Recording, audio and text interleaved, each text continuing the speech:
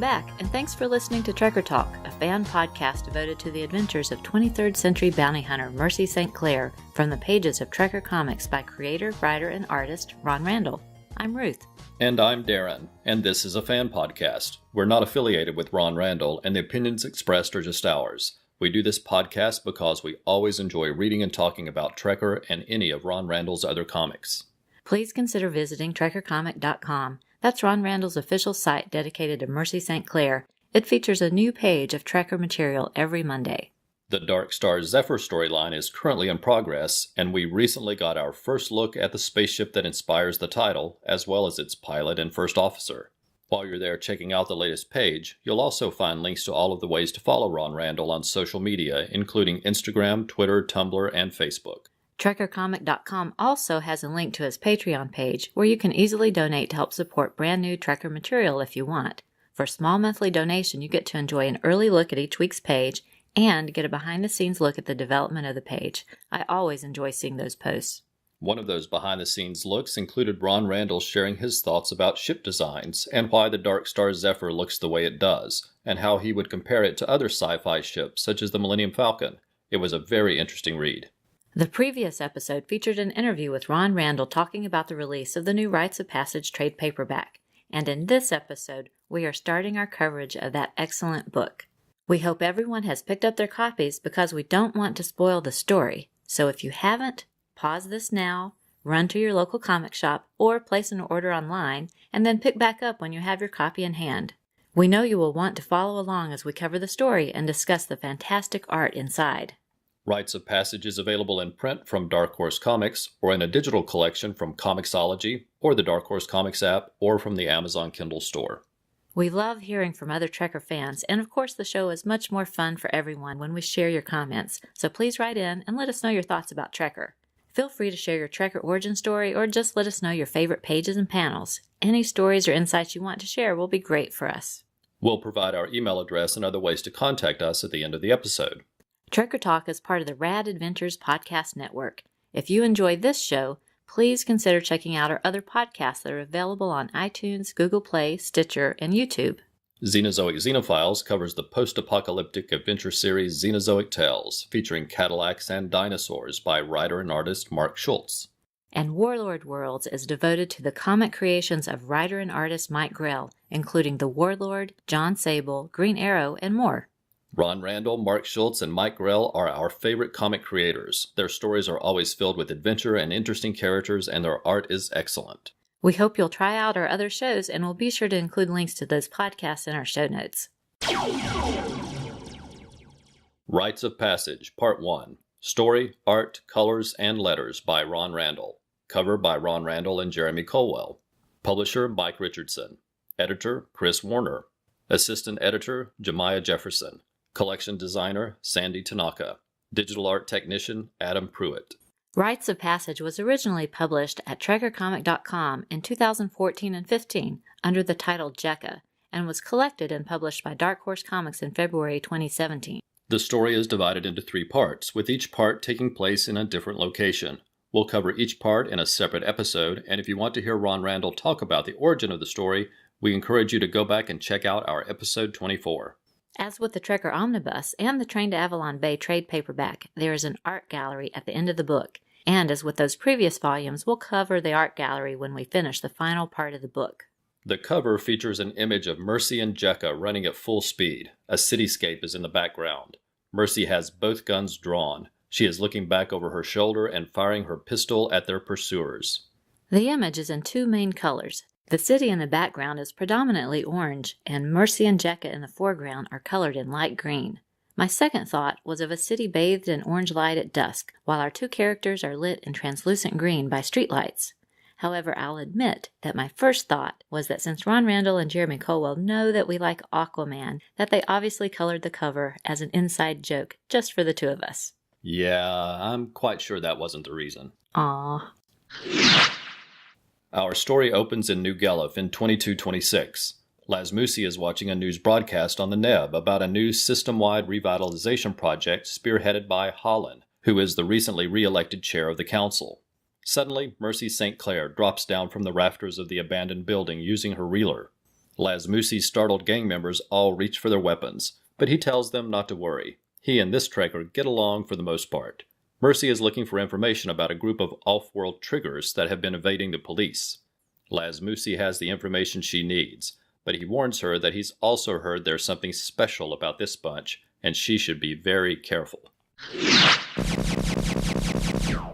Arriving at the Trigger's hideout, Mercy blasts the wall with her larger weapon, the Geimaru-34, and swings in on her reeler with her smaller Riker pistol in hand. But the group inside is ready for action, and she quickly finds herself at a disadvantage as laser blasts fire from all directions. Her training and quick reactions keep her on the move, and she is able to leap and avoid the many laser shots. Mercy manages to get close up on one mark and blasts him in the face, only to find a metal casing revealed under the skin. She is in a firefight with cyborgs. The cyborg slams Mercy to the ground, but she pivots and dives out of a window just as a grenade is lobbed in her direction. The wall explodes, and Mercy finds herself laying on the ground outside the building, surrounded by debris as the group of cyborgs run away in the other direction.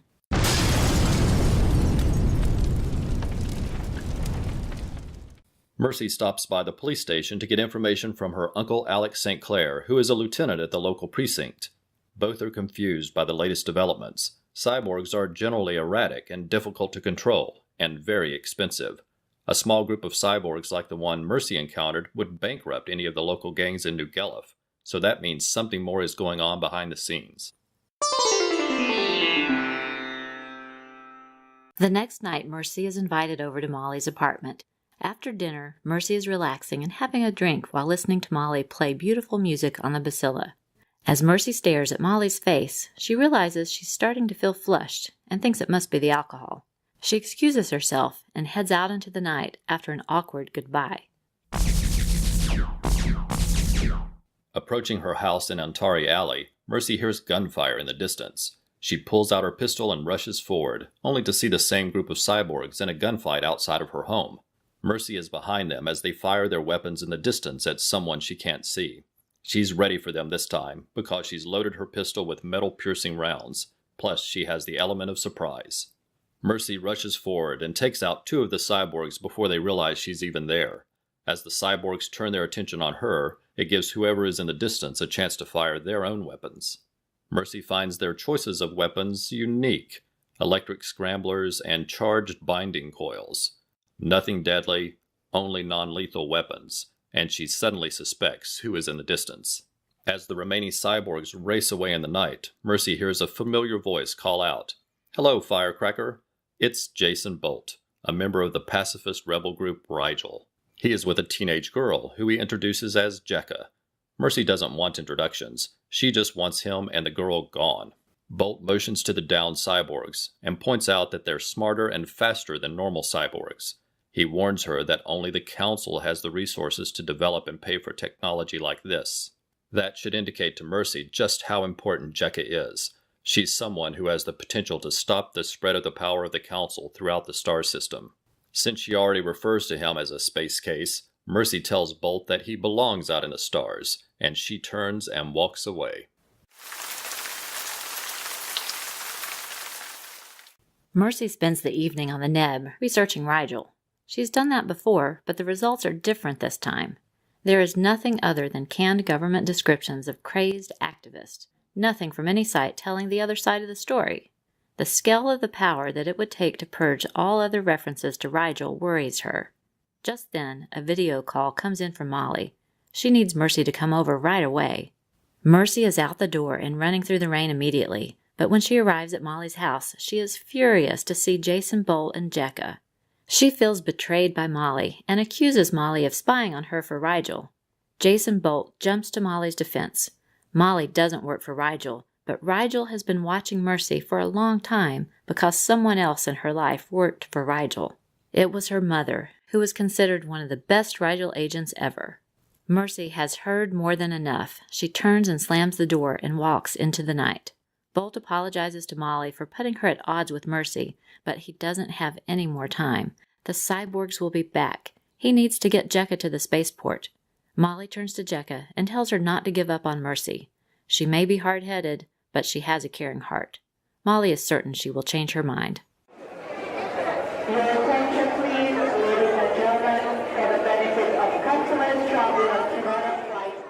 Jason, Bolt, and Jekka are hiding in the shadows outside of the spaceport. It's still dark, and Bolt hopes to take advantage of the crowds and the delays that plague the poorly run New Gallif spaceport. However, they aren't the only ones hiding in the shadows, as the 3 remaining cyborgs grab them from behind. While 2 beat up Bolt, the 3rd cyborg lifts Jekka into the air, but a voice calls out from above, and the cyborg turns to see Mercy St. Clair swinging in using her reeler. Mercy blasts the cyborg in the head, and then grabs Jekka, ensuring that she is safe. Mercy then fires several metal-piercing rounds into the other 2 cyborgs, dropping them before they have time to react. Bolt is a flake, and a dreamer, and a hopeless space case, but Mercy knows he is no liar. She turns to him and says, "You aren't going anywhere without me, not until I get some answers." I think this story gets off to a great start with the joking between Mercy and Lasmusi. It's a nice, lighthearted scene. He's a favorite character of mine, and even though it's a short scene, it's definitely fun. I especially liked Mercy's offhanded remark that she expects flowers and chocolates the next time they meet. Their relationship has definitely come a long way over the course of the series. One thing I noticed is that Ron Randall makes this an easy place to start for new Trekker readers. By meeting Lasmusi first, it gives him a chance to explain to both his gang members and new readers exactly who Mercy is and what a Trekker is. We then quickly meet Mercy's Uncle Alex and learn that he's a police officer, and then we meet Mercy's best friend Molly and get a few hints that something is up between the 2 of them. And then we meet Jason Bolt and are reminded of Rigel. All of this happens in quick succession, giving new readers lots of background information in a short time without being obvious to the reader. I agree. It is lots of great information delivered in a natural way, so that you don't realize all of the little reminders that are happening along the way. You also see lots of sequences of Mercy collecting information, including that meeting with Lasmusi, the conversation with her uncle, and the research she does on the Neb. And you see the dark and dirty streets of New Gallif, and you get a feel for the mystery and noir aspects of the series. And there is also that spectacular action sequence when Mercy first encounters the cyborgs that quickly establishes the action-packed side of Trekker as Mercy swings into action using her reeler. Ron Randall gives us a 5 or 6 page sequence of Mercy in action with guns blazing and lots of flips and pivots. Again, it's another great sequence to let new readers know what to expect from the series. I like that Mercy figures out who is in the battle with the cyborgs just because of the weapons that are being used. She immediately knows it must be Jason Bolt or someone from Rigel. And then we get a chance to meet Jekka, who will be the focus of this story. In fact, the story was originally titled Jekka when it was published online at trekkercomic.com, but it was changed to Rites of Passage for publication in print, which I think is a great title. As the story progresses, you see that this new title actually applies to multiple characters in the story. It really is a nice choice. Of course, we get a big revelation at the end of this first chapter when Mercy learns that her mother was a member of Rigel in the past. In fact, she is still remembered as one of the best Rigel agents.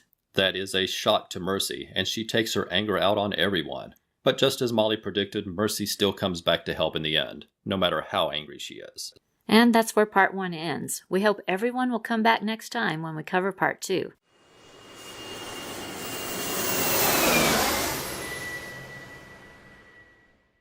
Now let's take a few minutes to talk about our favorite pages and panels. Okay, I'll start with the double-page title page on 8 and 9 as Mercy crashes in on the cyborg's hideout. She's swinging down on her reeler with her pistol firing while the cyborgs fire their weapons up at her. It's very dynamic. I agree. I love how that one looks. And my runner-up is just one page earlier on page 7 as Mercy makes her way toward the cyborg's hideout. There are multiple scenes of her swinging on her reeler over the city of New Gallif, and a spectacular panel that shows how powerful her larger weapon is as it blows out the side of the hideout. I love it. But my winning page is very different and further along, so turn to page 25. Okay, just a minute. I've got it. Ron Randall gives us so much emotion on this page. This is immediately after Jason Bolt tells Mercy that her mother was a Rigel agent. It starts with a bewildered expression from Mercy, followed by looks of worried anticipation from Bolt and Molly. This is followed by an expression of sheer anger from Mercy. She looks like she could spit poisonous venom in that center panel. Yikes. I know what you mean by that. And the page ends with Mercy turning and running from the room with her eyes clenched shut, and you wonder if she is trying to avoid crying. Molly looks like she's ready to run after her, but she's not sure if it's the right time. It's a stunning page and really shows off Ron Randall's artistic talents, and it's easily my favorite. Good choice. Okay, so now let me find my notes. I'm starting with page 16. All right, just a second. There, I like the atmosphere of the dark city as Mercy's walking home, and I especially like the coat she is wearing. It's a great design, and Ron Randall uses his skill in drawing cloth to make it sway realistically as she moves across the page. Details like that just help make the movement seem so realistic. And the lighting is terrific. See the glow of the muzzle blasts? Those are my favorite. I really like this page a lot too. All of the things that you just named, and you'll hear more of my thoughts on it later. Ah, okay. Now flip over to page 21. Okay, I'm there. Okay, on this one, I love the variety of angles and the different settings used all on one page. I really like that exterior shot of the police office building. It's a rainy, atmospheric scene with a view angled up toward the sky, so you get to see skimmers and more of the city in the distance. I really like that too. I always like those types of scenes. And then there's the overhead shot of Mercy with her Uncle Alex doing the research. And I like the lighting on their faces from the monitors. I think that's great. And then the bottom panel of Mercy doing her own research at home and Scuff is laying in her lap is really nice. I like the variety all on this page, and I think there's so much done on one page just to move the story forward. I'm impressed with it. Nice. And then my top choice page is action-packed. It's on page 29. Okay, I'm there. And I love how Mercy swings onto the page from her reeler while she's firing that weapon. She makes a great landing, and I admire how her strength and that agility are demonstrated here. And the powerful expression on her face in the last panel is great. It's a favorite. I like this one a lot too, and just like with one of your others, I'll say more about it later. I'm curious. Well, tell me your thoughts about some favorite panels. Okay, so actually, we can start right where you just left off. Oh, okay. So page 29? Page 29. Okay. I'm there. So my third favorite panel is right there at the top of page 29. I initially thought I would choose that as my favorite panel, and it's interesting it turned up on your favorite page. Mm-hmm. It's that spectacular scene of Mercy swinging in on her reeler and surprising the cyborgs who have just captured Jason Bolt and Jekka. Like you, I love the perspective. There's a terrific expression on Mercy's face. It just illustrates her determination. Plus, I love that iconic muzzle blast from Mercy's larger gun. It's a terrific panel. Yes. And next, let's turn back to page 14. Okay, just a moment. So this is a very different panel, but it's one that captures another important part of this story. This is when Mercy is at Molly's house and listening to her playing music on her basilla, which is a stringed instrument that sort of reminds me a little of a sitar or a shamisen. This story takes place shortly after the train to Avalon Bay, where Mercy began to realize that Molly might mean even more to her than she realized. And in this panel, Mercy is intensely staring at Molly, and she feels like she's seeing Molly for the first time. I do agree. It's a beautiful drawing of the both of them. And my favorite panel in this chapter is at the bottom of page 16. Okay. And I'm sure you remember that I referenced this one earlier. Yes. What did you think? So Mercy is rushing into her encounter with the cyborgs outside of her home in Ontari Alley. You picked the whole page, which is a great choice because it has so much atmosphere. But I went with this one panel because it's such a great example of how expertly Ron Randall can capture a character in motion. You really feel the speed at which Mercy is running as her coat whips in the wind behind her. Oh, I'm glad you like that too. Yes, and to top it all off, there's that stunning view of the dark and dirty skyline of New Gallup in the background. It spectacularly establishes the feel of the city. It's gorgeous. So what about you? What were your favorite panels? Okay, don't have to go far. Just flip over to 19. All right, I'm there. And I'm choosing the panel that introduces Jekka. I think it's a tense situation, and the body language shown in the figures is spot on. And on top of that, I really like the alignment and perspective of the figures. I think it adds to make a dramatic impact. Oh, yes, I see that. And now, page 14, which might be familiar to you. I think so, yes. Okay. So 14, the second panel down, that close-up of Molly playing the instrument. For me, I really appreciated seeing the concentration and the beauty on Molly's face. I think it is a peaceful moment, and there's a partial profile of Mercy that angles in such a way to focus your eye and attention on Molly. It's quite effective. I'm glad you pointed that out. Nice. And my last choice is the very last panel on page 7. Okay, I'm turning. All right, I'm there. Okay, I chose an action shot of Mercy zipping across the air on her reeler. I love those. She's moving fast and has her weapon drawn, and she makes it look so easy. But I know she has to be strong to move like that, and I want to be able to do that myself. It would be so much fun. I don't want to be in danger, but I'd like to travel that way. It's time for Who's Who, when we talk about significant characters from the stories and get to know them a little better. Mercy St. Clair. She's our star. She's a bounty hunter known as a trekker. She lives in Antari Alley, which is a bad part of New Guelph. She spends most of her money on weapons for her job and food for her pet Scuff, which is a dachs and is a cross between a dog and a fox. Alex St. Clair is Mercy's uncle and a lieutenant in the police force. The police and trekkers don't generally like each other, but these two definitely care for each other and sometimes collaborate on cases. Molly Sundowner is a local music shop keeper and Mercy's best friend. She takes care of Scuff when Mercy is away and is generous to a fault. Molly was recently caught up in the events of the train to Avalon Bay, and she and Mercy learned a lot more about their feelings for each other. Lasmusi is an underworld figure living in the shadows in New Guelph, and while he and Mercy certainly aren't on the same side, they have a grudging respect for each other and often help each other out.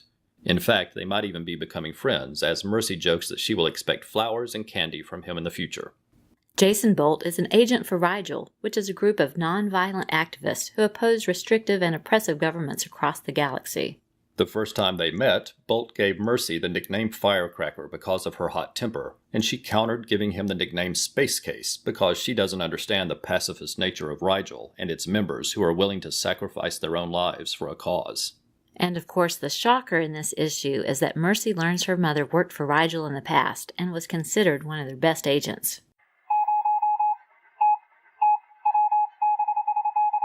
Next up is Trekker Transmissions, where we share the listener feedback we've received since last time.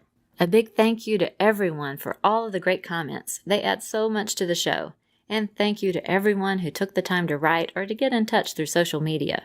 Since the previous episode featured an interview with Ron Randall, we didn't share feedback last time, so we have comments from 2 episodes this time. First is feedback from the City of Dead story, where Mercy teamed up with Carl Kiesel's Johnny Zombie. Ange of the Supergirl Comic Box Commentary wrote, "Fun episode. First Mercy in a Western, now Mercy in a zombie movie. Shows how adaptable her character is. Cool." Paul Hicks of the Waiting for Doom podcast said, "Latest Trekker Talk podcast was another winner. I always love to catch up with Darren and Ruth's outings and encounters at the end." Filmmaker and illustrator Joe Sherlock shared our Facebook post and said, "Have always dug Trekker and got to have a chat with Ron at the Northwest Comic Fest at the end of last summer. He's a swell dude." Jerry of Bat Books for Beginners, aka Professor Frenzy on Twitter, commented, "I've never read it, but this book sounds insane. Johnny Zombie? I love the sound effects too." Ashford of Feathers and Foes said, "I loved it immensely. I don't do zombies, but I love this story, however." Tony Greenall wrote, "Ending the week in a perfect way. Sat in the dark with a beer listening to Trekker Talk. The zombies have to sit quietly in the corner until the episode is over." A lot of people let us know they really enjoyed hearing Ron Randall talk about the new Rites of Passage book in the previous episode. John Baker said, "I just listened to the new podcast. Very insightful stuff from Ron Randall about Mercy and how it all came about. I enjoyed hearing about the process he has gone through in creating and moving Trekker forward." It's also a great reminder that we shouldn't give up on what we know to be good ideas, even if the years have come and gone. Dreams shouldn't be discarded just because they've been around a while. Ron's perseverance and passion for this character, despite having to put it on hold for a long period of time, is a good reminder to stay with things. Glad to see his efforts have reaped such wonderful artistic rewards and increasing intention. Clinton Robinson of the Coffee and Comics blog and podcast said, "Great interview, guys. Always nice to hear Ron Randall talk shop." Brian Mulvey wrote in and said, "Thank you for your marvelous interview with the man behind the adventures of Mercy St. Clair. I loved hearing his insights into the new trade paperback he's so proud of. Rites of Passage is well worth the wait, and I'm looking forward to future episodes of Trekker Talk for your comments on the story and those always fun favorite pages and panels." His story of meeting the legendary Doug Wildey at San Diego Comic-Con as a young artist was really terrific. Meeting Doug in itself was an honor, but that Doug knew Ron's Trekker work was awesome, not to mention a very nice connection to Ron's current work on Future Quest. I think Ron is really hitting his creative stride right now and is taking advantage of the internet to move Mercy's saga forward. And if I can plug his Patreon page for a minute, I will. For 10 cents a day, fans get a very early copy of his latest page, along with thumbnails, pencils, inks, and colors too. But the greatest reward is the satisfaction of knowing I'm playing a role in the creation of new material that I eventually get to see in book form. Very rewarding indeed. Thanks again to you both for this terrific interview with one of the nicest people in comics, our friend Ron Randall. Comic Book One, whose Twitter handle uses the number 1 for the I in comic, wrote, "Ron has gotten so good over the years. A privilege to watch him grow. Trekker is so ridiculously good." Well said, I agree. Randy Andrews of Soundtrack Alley wrote, "I think the interview was absolutely amazing. I can't wait to hear more, and I'm going to listen to all of your older shows to catch up. Oh, and I'm almost ready to order my omnibus of Trekker. Great show. Can't wait for more." Randy has created a fun podcast with Soundtrack Alley. Each episode focuses on a different film and features a review and interesting behind-the-scenes details about the production of the movie, followed by highlights and discussion of key parts of the film's soundtrack. Randy is often joined by guests on the show and has done several interviews. It's a great show. Check it out. Jerry of Bat Books for Beginners said, "Great interview with Ron Randall. Especially good hearing the skilled storyteller talk about Mercy St. Clair's character." And we were surprised, excited, and honored to see that comic legend Jerry Ordway retweeted our post about the interview with Ron Randall. That was fantastic. And we have a special thanks for Maui Comics for promoting the episode. They hosted a Ron Randall book signing recently. Now that is definitely one place I would really like to go for a Ron Randall comic book signing. And we've learned the guys at the shop have their own podcast called Nerd Watch. We've tried it out and are enjoying it. A big thank you goes out to our friend Jeff Messer, who had some really nice things to say about our interview with Ron Randall on the latest episode of his Geek Brain Popcast. His show is a great way to keep up with all of the latest geek news, and we appreciate the shout out for Trekker. Thanks, Jeff. And as always, Joe Crawford of the blog for the Non-Discerning Reader did some great promotions for our show on social media. Thanks, Joe. We sincerely appreciate all of your support. And we also want to thank those who joined us in the countdown for the release of the new Trekker book. That was a good, fun way to draw some attention to each day leading up to the book's release. Ange of the Supergirl Comic Box Commentary shared a great letter with us. "Just wanted to let you know I finished Rites of Passage and loved it. I definitely took my time with it so I could sort of absorb it more slowly rather than just binge reading it in one night. The story was great and gave me all of the things I needed to know." I love Mercy so much. Such a fierce, dedicated, and independent woman. Whether it is in battle or in relationships, or even in her actions, she isn't letting anyone dictate things to her. I also found her relationship with Bolt fascinating. As for the art, I have plenty of Ron Randall in my collection, but I don't think I have anything as graphically action-oriented as this. But between the fights, the calmer scenes were also well rendered, and Mercy was drawn amazingly beautiful. Thanks again. Finally, Trekker, Ange. Since Ange had read the entire book, he included a few comments that we left out at this time since they reference later parts of the story. We'll save those for upcoming episodes when we cover those parts. And Ange even posted photos of his favorite pages and panels from Rites of Passage on Twitter. We really enjoyed seeing those. His favorite page and one of the panels he chose are from later on in the story, but one of his favorite panels matches up with one of ours in the early part of the story. It's that top panel on page 29 where Mercy swings in on her reeler with her gun blazing to save Bolt and Jekka from the cyborg. Terrific choices, Ange. Lucky Target Comics wrote, "Zipped through my copy of Trekker Rites of Passage last night and enjoyed every panel. Ron Randall's sci-fi adventure series keeps on giving." We want to encourage you to check out Ben Robbins' review of Rites of Passage at forcesofgeek.com. Ben is a longtime supporter of Ron Randall. He wrote a terrific review with some sharp observations that I'm sure other fans will appreciate. The link will be in our show notes. Tony Greenall commented on a different review from Fanbase Press, saying, "Great review. Often rightfully, we see complaints at a lack of strong female character-led comics. Trekker shows what can and should be done." We'll include a link to that review as well in the show notes. Nethead on Twitter enthusiastically shared a photo showing that his copy of Trekker Rites of Passage had arrived. Karen of Between the Pages announced, "Good news. Trekker Rites of Passage was released on Comixology."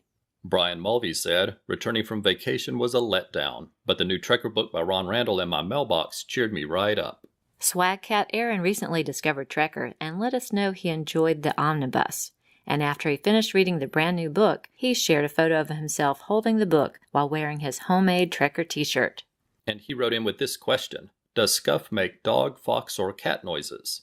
It was a great question, complete with emojis of a dog, fox, and cat. So we passed the question on to Ron Randall to get an official answer. And we want to share Ron's answer right here. He said, I think Scuff is a pretty quiet fellow most of the time, but when he needs to be heard, he usually lets out a quick, sharp yip, just like a fox. Later, we received 2 amazing drawings by Aaron. The first is a full-color picture of Mercy St. Clair on patrol in New Guelph while skimmers fly in the night sky. I'm sure it took a lot of effort to capture so many details. And the second is a lovely sketch of Scuff looking for Doc's food.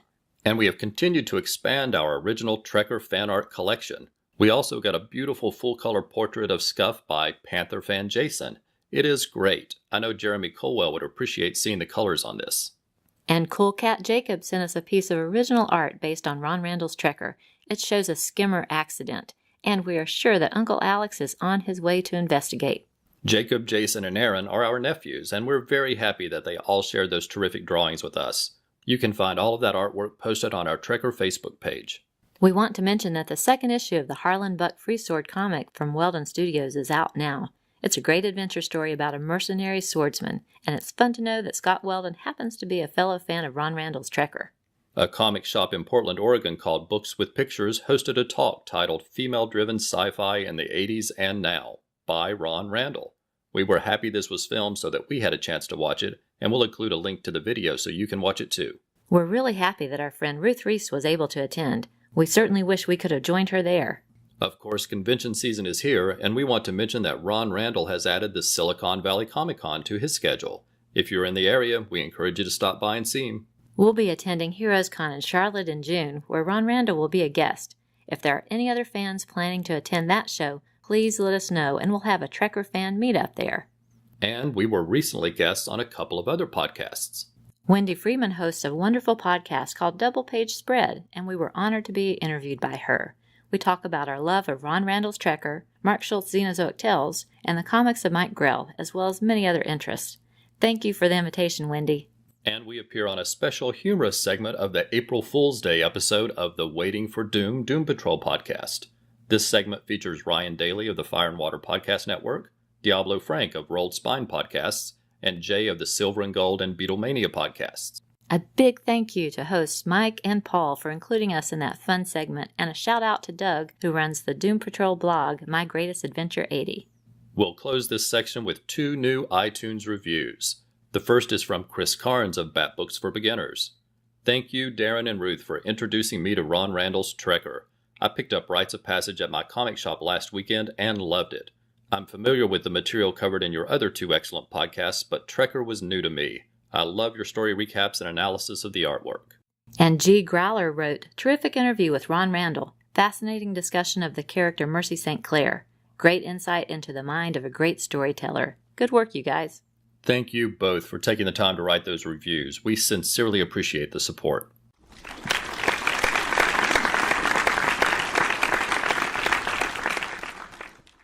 We want to extend our Trekker thanks to everyone who supported us on social media since last episode. These are people who liked or shared posts from us on Twitter, Tumblr, and Facebook. Your support helps draw attention to the podcast, and best of all, helps to spread the word about the Trekker series.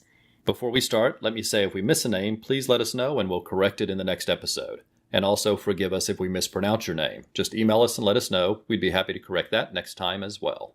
Amy Scardo, Ange of the Supergirl Comic Box Commentary blog, Ashford of Feathers and Foes, Barbara Tiger, Books with Pictures, Brian Mulvey, Catherine Dow, Chris Carnes of Bat Books for Beginners, Chris Mounts, Chris Sheehan of the Cosmic Treadmill Podcast, Christopher Mills of the Atomic Pulp blog, Clinton Robson of Coffee and Comics blog and podcast, Comic Book, Cool Cat Jacob, Cullen Stapleton from the Worst Comics Podcast Ever, Daniel Eisenhower, Doug Zwieja of the Doom Patrol blog My Greatest Adventure 80, Dr. G, Man of Nerdology of the Pulp to Pixel podcast, Ed and Terry Moore of Till Productions, Eric Mannix from Out of the Fridge, G. Growler, Jerry of Bat Books for Beginners, Greg DeLuke, author of Gridiron, a comic about the founding of Green Bay Packers that was illustrated by Ron Randall, Helioscope Studio, Jay Schimmel, Jeff Messer of the Geek Brain Popcast, Jeffrey Willis of the Hollow World blog,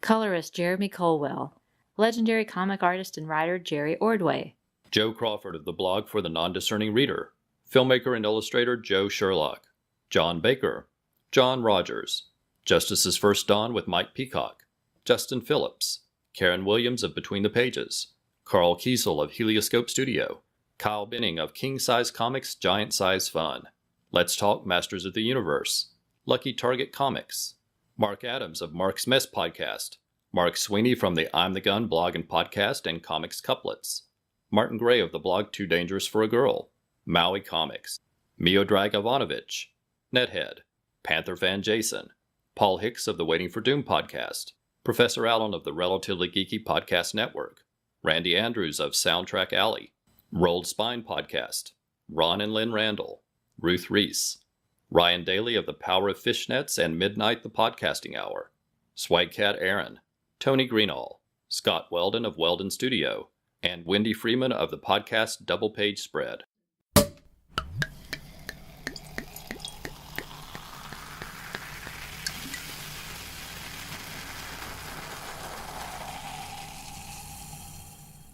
It's time for the Trekker Toast Award, where we recognize someone who has gone above and beyond in supporting Trekker Talk. This young man discovered our podcast on YouTube and started listening and leaving comments. He then tracked down the Trekker Omnibus and started reading along.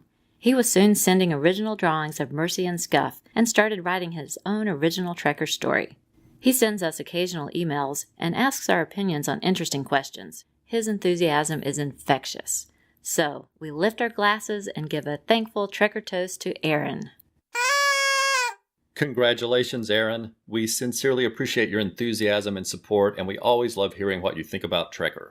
And yes, Aaron is our nephew, and we're very impressed that he discovered the show on his own, and we're happy there is another Trekker fan in the family. Thank you again, Aaron, and we'll be right back after we play a couple of promos for other podcasts that you might enjoy. Ladies and gentlemen, the Beatles!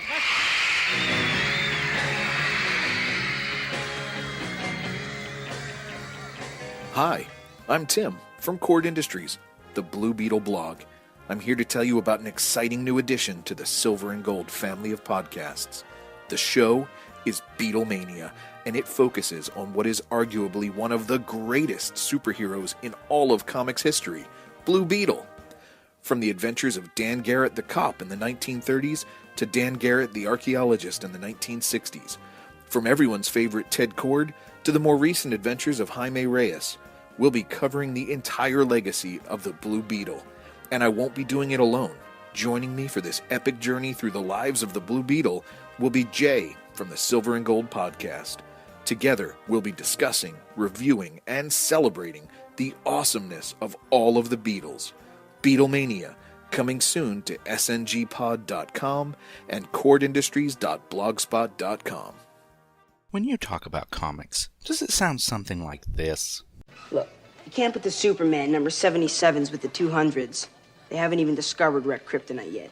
And you can't put the number 98s with the 300s. Laurie Lamaris hasn't even been introduced. Or maybe it sounds a little more like this. You think Mighty Mouse could beat up Superman? What are you, cracked? Why not? I saw the other day he was carrying 5 elephants in one hand. Boy, you don't know nothing. Mighty Mouse is a cartoon. Superman is a real guy. No way a cartoon could beat up a real guy. Yeah, maybe you're right. Would be a good fight, though. Hello, I am the constantly caffeinated Clinton Robinson, and my comics discussions can go to both extremes, but generally fall somewhere in between. On the Coffee and Comics podcast, I will review comic stories and other comics-related topics that can be enjoyed over a cup of coffee. So pour the coffee, or other beverage of choice, and join me on the Coffee and Comics podcast, available on iTunes and coffeeandcomicspodcast.blogspot.com. It's time for What's Up, when we talk about other things going on inside and outside the world of Trekker. We recently had a chance to see the new live-action film version of Ghost in the Shell. We first discovered the original manga by writer and artist Masamune Shirow back in the 1990s. Shirow is known for his mechanical designs, and we were already fans of an earlier series of his called Appleseed, which is also a science fiction story set in the near future with some similar themes, so we tried Ghost in the Shell as soon as we had the chance. The Ghost in the Shell manga inspired an excellent animated film in the mid-1990s. It was followed by a sequel film and 2 television series. So we're obviously fans of the franchise, and we were excited about the new live-action film. The story touches on some themes that always interest us, including how rapidly advancing technology can impact not only the world around us, but our very human nature. It isn't a mainstream action film, but rather a slow-paced and thought-provoking story with intermittent action. The original animated version was praised for its visual imagery, and the live-action film wisely borrows heavily from that earlier animated movie. In fact, a few scenes are lifted directly from the animated movie. The look of the movie is a little reminiscent of Blade Runner, which is another film that we enjoy and have talked about before. And as a direct tie-in with Trekker, our friend Brian Mulvey owns an original commission of Major Motoko Kusanagi from Ghost in the Shell by Ron Randall. It's gorgeous. It is a terrific painting of the Major leaping through the air with the logo for the Laughing Man in the background. And the Laughing Man was the main antagonist in the first season of the TV series. And we'll also mention that Randy Andrews covers the soundtrack for the original Ghost in the Shell animated film on a recent episode of his excellent Soundtrack Alley podcast, so be sure to check that out. And staying in the world of Japanese culture, we recently had the opportunity to attend a performance of Geimaru-za that was held at Duke University. The group performs traditional Japanese music and dance and were on their first North American tour, and it was great that one of their stops was so close to where we live. The performance featured gorgeous, colorful costumes and lots of streamers. They told small stories through dance and music. It was a nice treat to see. They had live music with the flute, drums, and shamisen, which is a 3-stringed Japanese instrument we enjoy. We'll include a link where you can see some sample clips in the show notes. And if you're interested in hearing the shamisen, we highly recommend the music of the Yoshida brothers. They do both traditional and modern music with the instrument. Their shows are absolutely fantastic. We've actually had the chance to see them live in concert. We'll include a link to them as well. Be sure and take a look. Before we go, we want to provide our contact information, so please let us know your thoughts through email, Facebook, or Twitter. If you want to contact us directly, please send an email to trekkertalk@gmail.com. You can find us on Facebook, Twitter, Instagram, and Tumblr using the name Trekker Talk, and you can also visit our website for links to our social media pages. And what, may you ask, is that web address? Trekkertalk.com. Pow! That clip is from the lovely Catherine and Charlotte, who along with their father discussed Trekker on a recent episode of the excellent Mark's Mess podcast, which included a terrific shout-out for our show. Be sure to listen to their very fun, geeky podcast. And you can always find our shows through iTunes, Stitcher, and Google Play. You can also find the show on YouTube as part of the Rad Adventures Podcast Network. I'm sure you get it by now. Ruth and Darren, R-A-D, Rad. I'm still having fun with that one. On the Rad Adventures YouTube channel, you will find all of the episodes of our podcast, including Trekker Talk, Warlord Worlds, and Xenozoic Xenophiles. If you like the show, please consider leaving a review on iTunes, Stitcher, or Google Play. Every review helps the podcast be more likely to show up in search results and help get the word out. And on YouTube, we hope you'll subscribe to the channel and give us some likes on the videos. Remember, at trekkercomic.com you'll find a new page of material every Monday, as well as links to all the ways you can find Ron Randall, and he often replies to tweets and Facebook posts as well as posts on his Patreon site. Please use hashtag TrekkerComic and hashtag TrekkerTalk in your messages to help other fans find and follow the conversation. For those who are interested in the music that Ron Randall listens to while working on Trekker, he uses the hashtag TrekkerSoundtrack. Thanks so much for listening. We hope you'll come back next time for another new episode of Trekker Talk.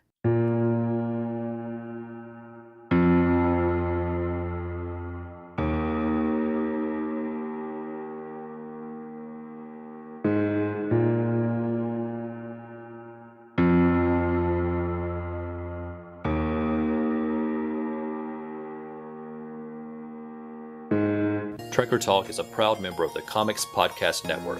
For more information, visit comicspodcast.com. We are not affiliated with Dark Horse Comics or Ron Randall. The views expressed on the show are solely ours. Music is taken from the album Royalty-Free Music, Movies, and Videos from the Royalty-Free Music Club. We make no money from this podcast and no copyright infringement is intended.